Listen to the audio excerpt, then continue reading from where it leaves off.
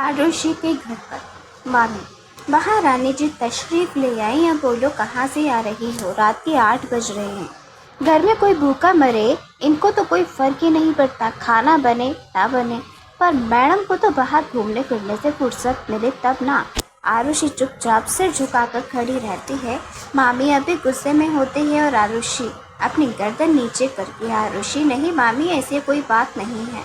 रास्ते में जब आ रही थी तब एक महिला का एक्सीडेंट हो गया। मैं उसे लेकर हॉस्पिटल चली गई। कोई जान पहचान नहीं थी, लेकिन उनके घर वाले नहीं आए थे तो मुझे रुकना पड़ा। मामी चिल्लाते हुए, हाँ हाँ, सबका ठेका तो तूने ही ले रखा है ना। सारी दुनिया की जान बचा और इधर तेरा अपना घर। अब खाना कौन बनाएगा? क्या तेरी मरी हुई माँ आकर यहाँ खाना बनाएगी? आरुषि की आंखों में आंसू आ जाते हैं। मामी, आप यह कैसी बात कर रही हैं? काम तो मैं कर दूंगी, लेकिन माँ को बीच में क्यों ला रही है? मामी गुस्से से दांत पिसते हुए, बहुत हो गया तेरा नाटक आरुषि, अब तो रुक, अभी बताती हूँ तुझे। मामी पास रखे हुए डंडे को उठाकर आरुषि की तरफ बढ़ती है। आरुषि पीछे हटती है पर मामी का हाथ रुकता नहीं। मामी डंडे से मारते हुए, दिन भर घूम घूम के लोगों की जान बचा रही है ना, तो अब चल, अब देख अपनी जान कैसे बचाती है। घर का खाना बना, बच्चों को भूख लगी है। हमारा घर छोड़ तुझे सारी दुनिया की पड़ी है। डंडे की मार से आरुषि की हाथ और पीठों पर गहरे निशान पड़ते हैं। उसकी आंखों में आंसू भर आते हैं, लेकिन वह चुपचाप खड़ी रहती है। हाथों में नीले निशान उभर आते हैं, पीठ का दर्द सुलगने लगता है। आरुषि धीरे से खुद से कहती है, माँ होती तो क्या मुझे ऐसे ही सहना पड़ता? आरुषि की आंखों में आंसू लगातार बह रहे थे। मामी की मार से सिर्फ जिस्म ही नहीं, उसका दिल भी बहुत टूटता था। वह चुपचाप अपने कमरे में जाती है, दरवाजा बंद करती है और जमीन पर बैठ जाती है। आंखें बंद करते ही माँ का चेहरा सामने आ जाता है। धीरे से बुदबुदाती है, माँ, आप मुझे छोड़कर क्यों चली गई? अगर आप होती तो शायद मेरी ऐसी हालत नहीं होती। वह अपनी हथेलियों को देखते हैं जहाँ डंडे के लाल निशान उभर आए थे। मामा भी चले गए और अब मुझे इन लोगों के बीच अकेले ही जीना है। थोड़ी देर होने के बाद वह खुद को संभालती है और रसोई में जाती है। चूल्हा जलाकर चुपचाप खाना बनाने लगती है। सब्जी की खुशबू से पूरे घर में फैलती है, लेकिन उसके चेहरे पर कोई रौनक नहीं होती। रात को सब खाना खा लेते हैं और बच्चे भी सो जाते हैं। मामी भी अपने कमरे में चली जाती है। आरुषि चुपचाप अपना कमरा बंद करती है और फिर धीरे से बिस्तर पर लेटती है। जैसे ही वह लेटती है, पीठ पर उसकी एक तीखी सी जलन उठती है। वह हाँफते हुए उठकर बैठ जाती है। उफ, कितना दर्द है! उसकी आंखों से दोबारा आंसू बहने लगते हैं। दर्द के कारण नींद तो उसकी कोसों दूर थी। वो करवट बदलती है, लेकिन हर करवट पर जख्म टटोलते हैं। चांदनी की रोशनी खिड़की से कमरे में उतर रही होती है। आरुषि उसकी तरफ देखती है और बस इतना कहती है, काश कोई होता जो एक बार पूछता कि आरुषि, तुम ठीक हो? कमरे में सन्नाटा होता है और एक टूटा हुआ दिल चुपचाप रात के अंधेरे में खुद से झुंझता रहता है। नर्स तुरंत ही उस महिला के पास आती है और मुस्कुराते हुए कहती है, आपको होश आ गया, भगवान का शुक्र है। आपकी तबीयत अब कैसी लग रही है? महिला थोड़ी घबराई हुई आवाज़ में पूछती है, मैं यहाँ कैसे आई और ये कौन सा हॉस्पिटल है? सिटी हॉस्पिटल है मैम, आपका एक्सीडेंट हुआ था, एक लड़की ने आपको यहाँ लेकर आई थी।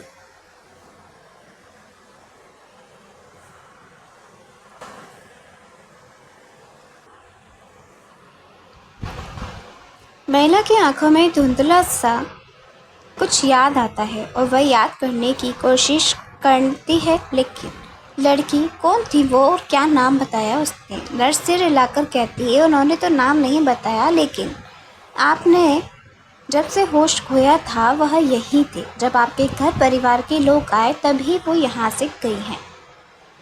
महिला की आंखें भर आती है और इतना कुछ किया और नाम तक नहीं पूछा। आज भी दुनिया में ऐसे लोग होते हैं। नर्स तुरंत ही उस महिला से पूछती के पास पहुंचते हुए धीरे से पूछती है, मैम क्या आप ठीक हैं? महिला हल्के से सिर हिलाती है और थोड़ी देर तक इधर उधर देखने लगती है। नर्स बोलती है, आप रुकिए, मैं अभी डॉक्टर को बुलाकर लाती हूँ। नर्स कमरे से बाहर निकलती है और डॉक्टर के रूम की तरफ दौड़ती है और कुछ ही देर में डॉक्टर के साथ वापस आती है। डॉक्टर महिला का चेकअप करते हुए मुस्कुराते हुए कहते हैं, अब आप बिल्कुल ठीक हैं, घबराने की कोई बात नहीं। मैं आपके परिवार वालों को मिलने के लिए भेजता हूँ। डॉक्टर बाहर जाते हैं और रिसेप्शन पर खड़े हुए महिला के बेटे और बेटी को इशारा करते हैं, आप लोग अपनी माँ से मिल सकते हैं। भाई और बहन तुरंत ही कमरे की ओर भागते हैं। कमरे में पहुँचते ही वह दोनों अपनी माँ से लिपट जाते हैं। बेटी की आंखों में आंसू भर जाते हैं। माँ, आप ठीक है ना? आपने तो बहुत ही डरा दिया था। माँ उनकी ओर देखते हुए धीरे से मुस्कुराती और कहती है, अब ठीक हूँ, बस तुम लोग मेरे पास हो, यही बात बहुत है। फिर वह थोड़ी हैरानी से पूछती है, लेकिन मुझे यहाँ कौन लेकर आया और मुझे कुछ याद नहीं आ रहा। भाई और बहन एक दूसरे की तरफ देखते हैं और फिर भाई धीरे से कहता है, माँ एक लड़की आपको यहाँ लेकर आई थी, उसका नाम आरुषि है। वह बिल्कुल अजनबी थी लेकिन सब कुछ खुद ही संभाल लिया। बहन, उसी ने आपका इलाज शुरू करवाया, पैसे जमा कराए और जब पैसे पूरे नहीं हुए तो अपने सोने की चैन तक उसने गिरवी रख दी। माँ हैरानी से बोलती है, अपनी चैन? लेकिन क्यों? कोई अपना भी ऐसा नहीं करता। भाई ने उसे बेग से आरुषि के द्वारा दी गई पता निकाला और यह उसका पता है। माँ, हम आज ही उससे मिलने चलेंगे। माँ की आंखें भर आती है, उससे मिलना अब मेरा फर्ज ही है और शायद कर्ज भी। भाई माँ का हाथ थामते हुए कहता है, माँ हम ज़रूर चलेंगे, लेकिन अभी आपकी तबीयत भी ठीक नहीं है, पहले आप पूरी तरीके से ठीक हो जाइए, फिर हम उस लड़की से मिलने चलेंगे। माँ गहरी सांस लेते हुए बोलती है, ठीक है बेटा, लेकिन मेरा धन्यवाद ज़रूर कहना है, मुझे उससे धन्यवाद ज़रूर कहना है, उसका एहसान कभी नहीं भूल सकती। बहन मुस्कुराते हुए कहती है, हम ज़रूर कहेंगे माँ, और उसे साथ में मिठाई भी ले चलेंगे। माँ हल्की मुस्कान देती है लेकिन आंखों में अब भी नम होती है। दिल ही दिल में वह उस अनजान लड़की के लिए दुआ करती है। नर्स दोनों भाई बहन को बाहर जाने को कहती है, आप लोग अब बाहर जाइए और इन्हें आराम करने दीजिए, कल डिस्चार्ज कर देंगे। भाई बहन सिर हिलाकर बाहर निकल जाते हैं। थोड़ी ही देर में पूरे हॉस्पिटल में कुछ लोगों से घिर जाता है। काले कपड़े में कई आदमी एक साथ इकट्ठा हो जाते हैं। उनमें से एक आदमी आगे आता है और कहता है, सर क्या हुआ? आपकी लोकेशन चेक की तो आप हॉस्पिटल में थे, सब ठीक तो है ना? आप किसी को बिना बताए ही यहाँ चले आए। वह लड़का उस महिला का बेटा था और गहरी सांस लेते हुए कहता है, मैं ठीक हूँ, माँ का एक्सीडेंट हो गया था, इसीलिए चुपचाप आ गया, नहीं तो सबको पता चल जाता और इधर भीड़ लग जाती, जिससे माँ को भी परेशानी होती। वहाँ आदमी थोड़ा परेशान होते हुए बोलता है, लेकिन सर आपको अकेला नहीं निकलना चाहिए था, आप जानते हैं ना आपकी सुरक्षा कितनी ज़रूरी है। लड़का थोड़े गुस्से में पर शांति से कहता है, जब बात माँ की होती है तो मुझे किसी की इजाज़त की ज़रूरत नहीं पड़ती।